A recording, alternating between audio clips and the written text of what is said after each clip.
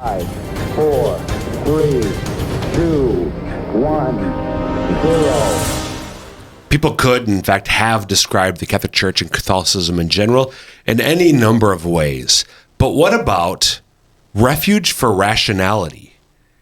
That's one that maybe might pique some people's interest, and some people, oh, come on, Refuge for Rationality? Let's get serious. Well, in fact, the Catholic Church is a refuge for rationality, especially in our day and age. And that's what we're going to be talking about today on Ignition. Welcome to the show. I'm your host, Dr. Chris Bergwald, and we want to set your faith ablaze so that you might live the adventure that comes from a relationship with Jesus Christ. Before we get into today's topic, we want you to know that we love listener feedback. So if you've got questions about today's episode, or if you have ideas for future episodes, please contact us.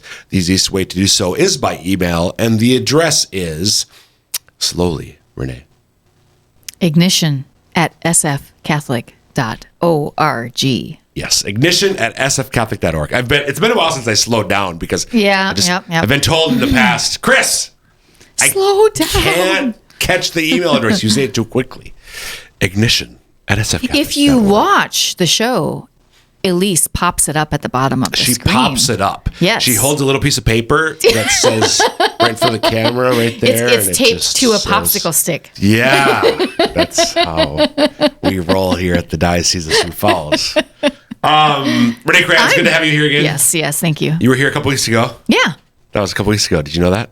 Yeah. Yeah. I did. I'm wearing the same clothes. You are. Yeah, because it was 2 weeks ago. Your rotation is 10 days, I think. I only have a few things. Yeah. But that's a lot. That's the guy. Anyway, okay. You only own that shirt. Wow. Oh, that's the only shirt you own? The diocese shirt? I think amazing. If we reviewed the tape... They're all blue. They may all be blue. No, and one red. And a white. Well, there's a couple whites, actually. Oh, you actually have a black one. That's weird. Oh, I yes. do. That's weird. I do. You know, when I wear the black shirt, did you know this? You need to be on camera, sometime here, Benner. When I wear the black shirt, I'm very intentional about wearing a black T-shirt. Well, you should it. be. Why should I be, Renae? For the help of our listeners who are listening, maybe can't visualize. I don't know why, but I'm surprised that you allow your T-shirt to show as much because, my husband is very conscious about that. He hates his T-shirt to show. Oh, really? Oh, hates it. Yeah. This is a weird topic. Okay. This is a weird topic. The reason I don't wear the reason why I wear the black shirt with the black T-shirt is because if I wear the black shirt with the white T-shirt, it looked like I have a little... Oh, you like a collar. A collar. Oh, of course. And when you work in the Catholic Church, wait, is he, what? Is he a priest? No. Did he lose his collar? And that's just like a... I was thinking makeshift? Oh, yeah. Thanks. You go back to directing or whatever it is that you do over there. Okay, so we are, Renae... Hard transition. Yes. We're going to talk about this. It's an article at the Word on Fire website. Word on Fire, the apostolate founded by Bishop Robert Barron. Now from Minnesota. Yeah. Minnesota. Winona, Rochester. No, I don't know how you make Rochester with my Minnesota accent, but Winona. The Bishop of Winona, Rochester, in southern Minnesota. Who's our neighbor? He's our neighbor to the east. Bishop Robert Barron, founder of Word on Fire, great evangelization apostolate. An article, not by him, by Dr. Matthew Petrusek, I think is how you pronounce his last name. It's titled "Catholicism, Refuge for Rationality." And you thought of this article, actually, when I proposed to you a topic for this episode. Yeah. So I wanted to start kind of with what I was originally thinking, and then you mentioned this article that you came across, and you actually shared this with me a few days ago. Yeah. So several episodes ago, sometime last several months, I did an episode. We did an episode on finding meaning as opposed to making meaning. Right. Yeah.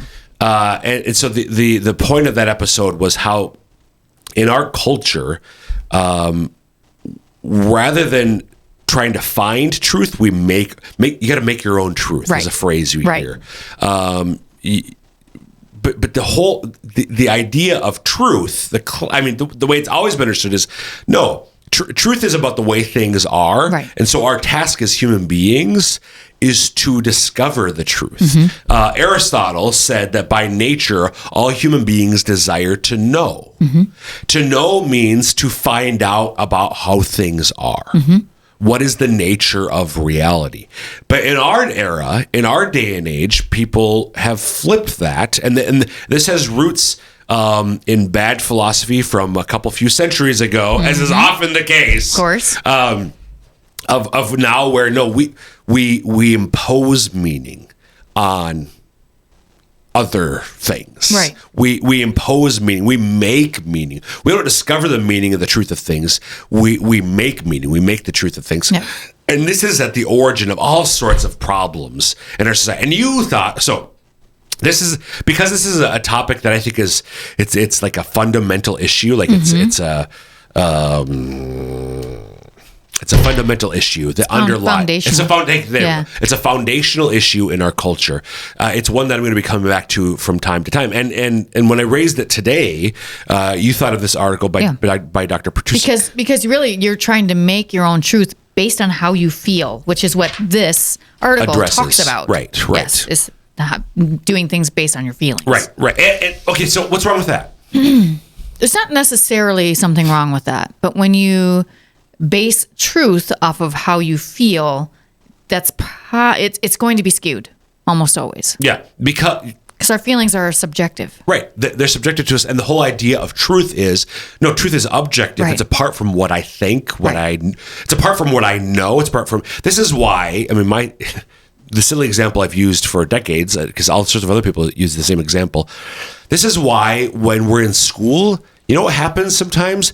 I get things wrong on tests and quizzes. Right. Why? Because my knowledge is flawed. Mm-hmm. And so there's the red marks or the whatever, the not perfect score, because I got it wrong. Right. One of my answers was false. It wasn't true. So we recognize that in all sorts of areas in life, but there are some areas in life where I get to decide what's true. Yeah. Why? And what I loved about the article is particularly the opening paragraph, or at least opening portions of this opening paragraph. Again, so if you want to look this up, it's on the Word on Fire website, wordonfire.org. Catholicism, Refuge for Rationality. I want to come back to the title in a little bit, but Catholicism, Refuge for Rationality is the title. And this is how Dr. Petrusik starts. One of the defining features of our moral and political culture is what we could call secular fideism. The term may surprise those who know some theological history. Fideism is typically associated with forms of belief that deny rational explanation. A form of faith that declares, I believe it because I feel it and I like what I feel. Mm-hmm. In other words, fideism is usually associated with religion. And if there's one thing that does not define the secular age the thinking may go, it is religiosity. This claim is certainly empirically true, empirically speaking. Survey after survey demonstrates that individuals, especially the young, who are abandoning religion in ever swelling droves. So how is it warranted that the secular culture, how is it warranted to describe the secular culture as fideistic? He said fideistic. I think it's fideistic. Mm-hmm. Fideistic. Isn't that an oxymoron? So I want to unpack this. I want to look at the title a little bit more, and we'll just kind of see where the conversation goes, Renae. Sounds good. So fideism, the way that he summarizes it, I believe because I feel it. That's true just because, it's because it's said so. Right. So fideism is a view that there's no rationale as to why we believe what we believe, whether it's a religion or not. Fideism is just the idea that there is no rationale, there's no reason as to why we believe what we believe. Right. And that is absolutely contradictory with what the Catholic Church says about Catholicism. Right. But many people think that religion is just, I believe it because I believe it. People think that's a religion because in some cases that's actually true. Right. There's some religions that are fideistic. Right. This is just the way it is. Don't ask why. Don't ask any questions. Right. And unfortunately, within the Catholic Church, there have been individuals at times, and I kind of get it. I mean, being a parent of 5 kids, just because I said so. So sometimes a priest might say, because I said so. You, a couple weeks ago, the last episode you were on, you asked me a question about something with a mass. And there's a question about, Well, because I said so, Renee, would have been a horrible answer. Right. But sometimes, well, we don't. We're in a bad mood, having a bad day, whatever, and we might say, "Well, it's just the way it is." Well, that's actually not true in the case of Catholicism. Again, the title of the article is "Refuge for Rationality." So anybody who's listened to a few episodes of Ignition has probably heard me say the reason I am a Catholic today, let alone have a doctorate in theology, is because I love the fact that I can ask why about our faith. And that somewhere there's an answer to the question. Right. Yeah. So it's not, well, just because the church says so. No. Right. Not even just because God says so. No. There's still a reason. I mean, God is pure rationality. Yes. Would be one way to describe who God is. There's always an answer to the question, why, when it comes to what we believe as Catholics. There are other aspects of, like, why is there suffering? Why did God allow this to happen? Sometimes we have a hard time understanding It, right? Or maybe sometimes, in some cases, we won't get those answers until the afterlife, potentially. But when it comes to doctrinal issues, why do we believe this? Why does the church say this is true? There's always an answer to that question. But fideism is the opposite. Fideism says, nope, it's the way it is. Or I feel it, so therefore it is. One way, yes. So, and that's the angle that Dr. Petrusik is taking in this article. But I love that there's a secular fideism, and I think that's absolutely true, because if you ask somebody who holds some of the different secular views that he dives into here, or if they just take some of the hot button issues where somebody has maybe more of the secular answer, or the secular position.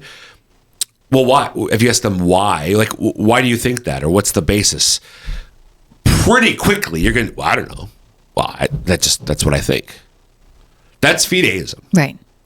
If you can't give a rational account for a rational explanation of what you believe, that's faith alone. Right. Well, it is because I said so. Now, for most people, say, well, I don't know. That's just what I think. But with Catholicism, it's, again, refuge for rationality. You can go deeper. Well, why is this true? Well, because of this. Okay, but why that? Well, because of the. Okay, but why that? Well, and you can keep going. Right. And this is one of the things that continues. Again, I've said this before. This is what fascinates me about. You can go deep. There have been so many things in our Catholic faith where I've learned it and I've accepted it's true because God has revealed it through the church.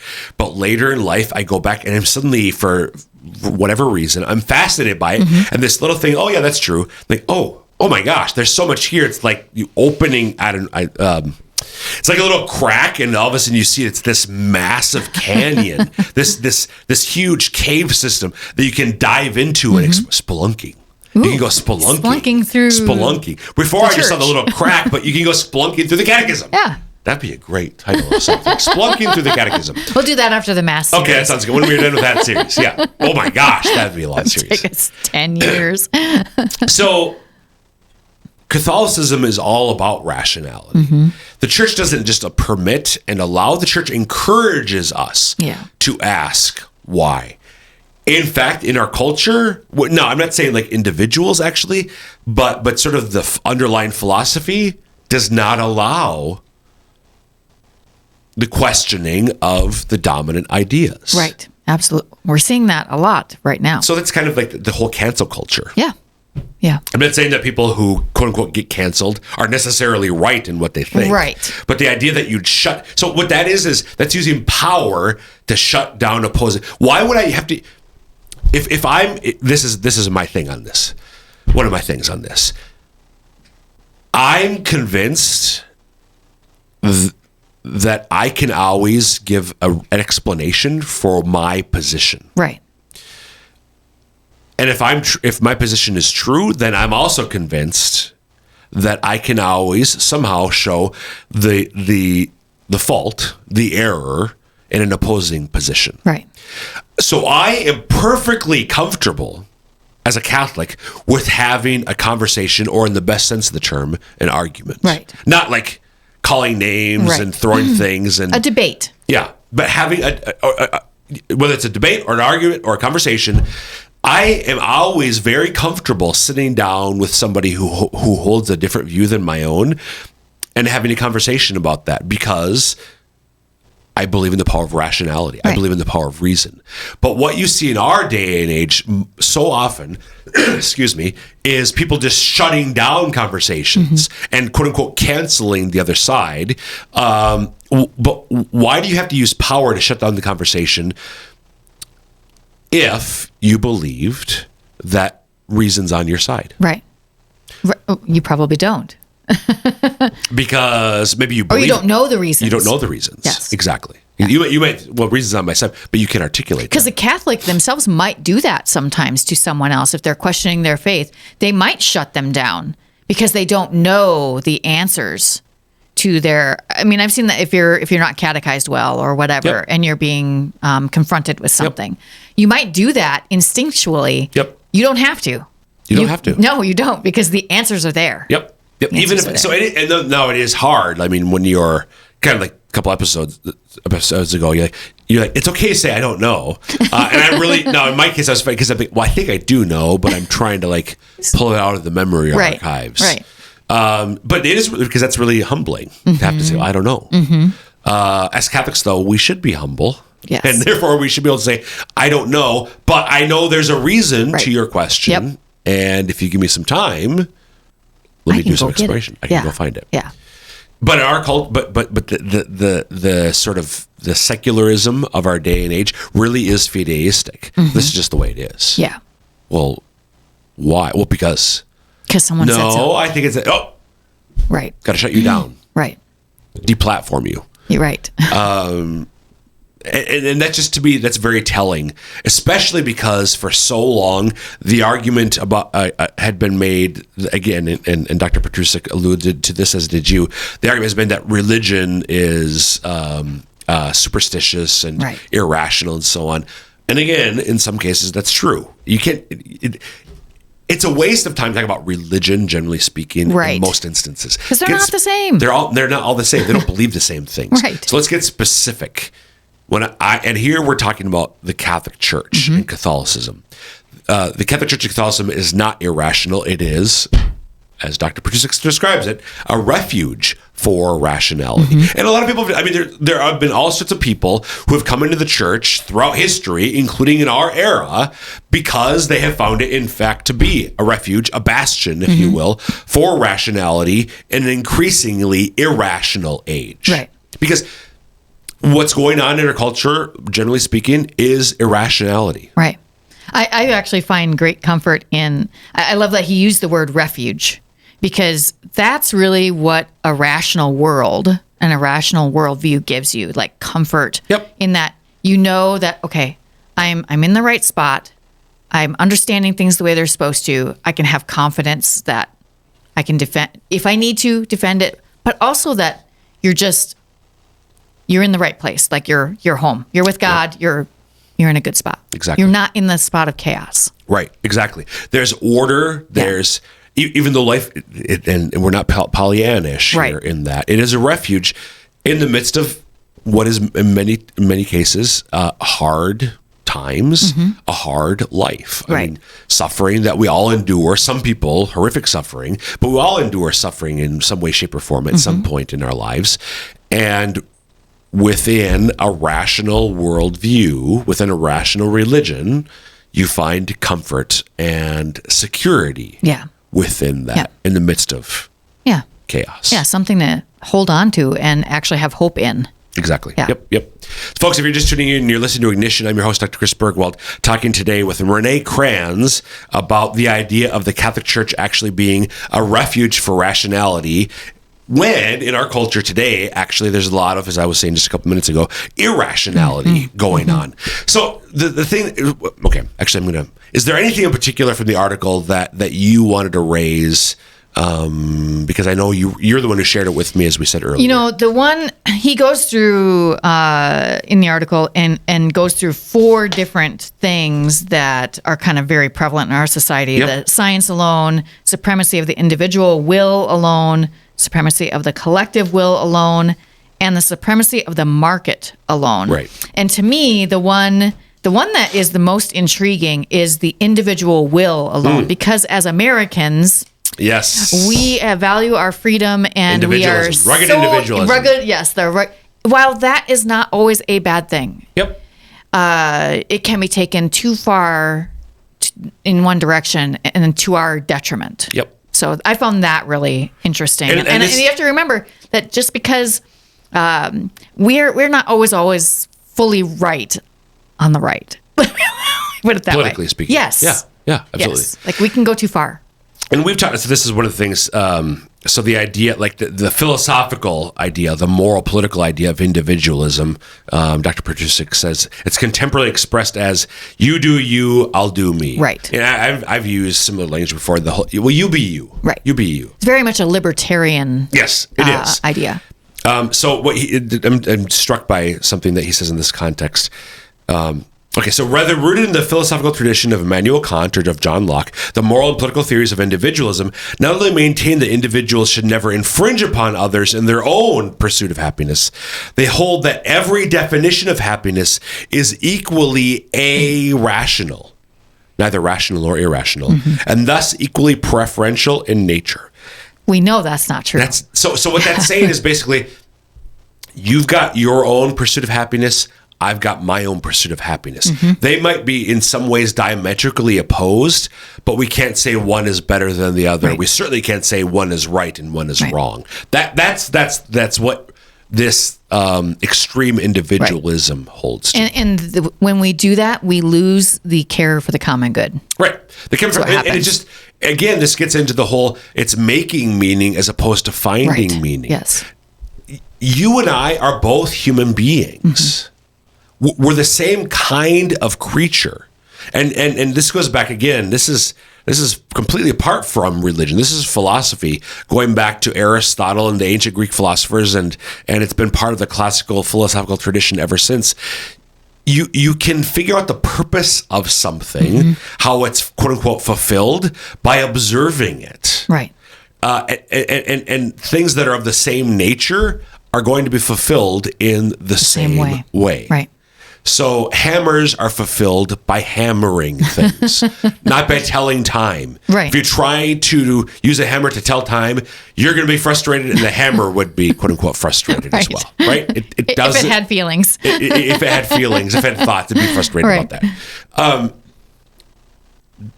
As human beings, we have natures, and every nature has a certain order to it. It's ordered towards something, Right. something to fulfill its purpose. We, as human beings, that doesn't mean we're not saying we're all literally the same. Right. We all We're have preferences. Right, and even there is within our uniqueness, there's going to be some variation in terms of our path to happiness is not going to be Right. God didn't make us.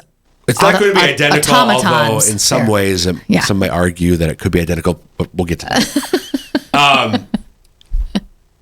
As opposed to today's view, Right. which says, no, you do you, you be you. No, my response is, really, how's that working out for us? Right. We know that certain things are inherently bad for us. Right. You know, you want to dive into jump into the water and you can't swim, And there's sharks swimming all over right there. You Sure. be you. What? No, we need to breathe air in our lungs. You want to overconsume alcohol day after day, week after year. You be you. No. There's certain things that we can definitely see physically do not redound to our happiness. I would never say to an alcoholic, you be you. Yeah. Go ahead, have another drink. In fact, let me buy you one. Right, yeah. That would be a horribly unloving thing Yes. to do. But this comes back to the idea, again, well, no, we don't have the same nature. I'm Chris, you're Renae, and so I'm going to make my own meaning. I'm going to be me. And that's not, in fact, the nature of reality. Right. I get that we want to do our own thing, but that's so immature. Yes. I mean, that's how little children, as a father of 5 of them, having been one of them once, That's how little kids talk. Part of maturation, and this is how you hear people talk about how our culture is so infantile, and in this way it really is. Part of maturation is to accept the limits of reality. And in fact, to find that living within those limits of reality, I can flourish, have a fully flourishing life. I find the limits of reality don't thwart my happiness. Right. They allow and permit my happiness. But somehow in our culture, we've totally twisted that. And the only way for me to be truly happy, the only way for me to be authentically happy is for me to do whatever I want to. And again, my response is good luck with that. Right. And then later, so how's that working out Right. for you? Yeah.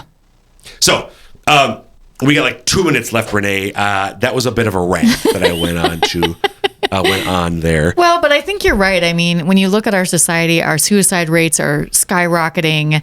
I mean, we're clearly in trouble, culturally, morally. So, I mean, I think it's obvious this is an issue. So I'm glad you brought that up. It allows me to go on another mini rant here. Sociologists before COVID had coined this unfortunate term, the data of despair, and deaths by despair or deaths of despair. So all these different things that you were just describing. So the hardest ones, things like suicide or child or spousal abuse. So self-abuse or abuse of others as manifestations of this whatever. Yeah. Yep. Lack of meaning and purpose. Why? Because we've tried to make and create our own meaning, and it's not working. Yeah. Yeah. One of the things he said in here was that, I have to find that again. It's not the secular age, but he thinks it should be called the age of assertion. Right. That we assert whatever we want to be true, which I thought was really And that does really not work out. No. And people who are clear-sighted about this are recognizing this is not working out. Yes. The interesting thing here, so in 25 seconds, Renae, why are we turning this? Why not turn back to faith? Why not turn back to God? Why not embrace the meaning that's already given rather than trying to make my own? Why not? Yeah. There's no reason you shouldn't. Why don't we? Original sin. And our pride. Yes, pride. I don't want to submit. Right. Even though this form of submission is in keeping with what makes me happy and a God who loves me, I don't want to. But that's what he invites us to. Yep. Thanks, Renae. Thanks. Folks, that will wrap up this episode of Ignition. Again, you can email us ignition@sfcatholic.org with questions about today's episode or ideas for future ones. Until next time, may God bless you.